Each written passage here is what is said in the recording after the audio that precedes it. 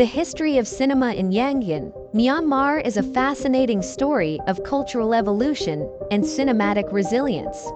Small theaters like the Edison Cinema that emerged in the early 20th century were the first to tap into the city's attractive foreign cinema scene. These canvas-built halls, with entry fees in Indian rupees, are the beginning of a cinematic journey that will shape the city's cultural landscape. An important moment for cinema was reached in 1920 when the first Burmese feature film, Love and Liqueur, premiered at the Cinéma de Paris. It is the telling of indigenous stories on the silver screen.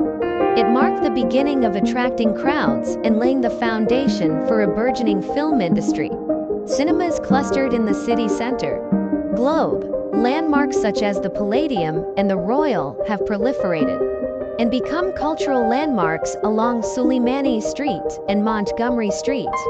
The ownership landscape of movie theaters changed dramatically in 1937, with the construction of the first Burmese-owned Twin Cinema in Myanmar.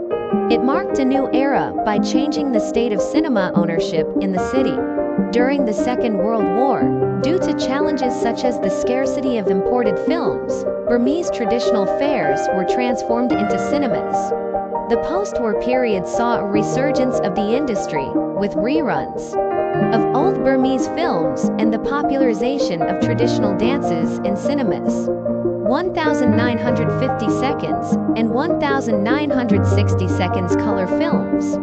It marked a period of technological advancement and the introduction of large screens and modern theaters. The Thamada Cinema Hall, in particular, has been transformed into a hub for 70mm films and a cultural center with extras. However, in 1963, the private cinemas were nationalized, which led to changes, including the change from English and Indian names to Burmese names.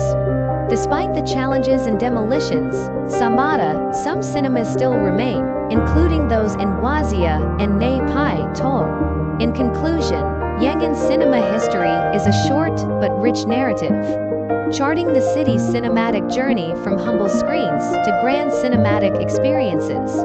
The persistence of these cinemas despite challenges and transformations underscores the cinema's indomitable spirit in shaping Yangon's cultural identity.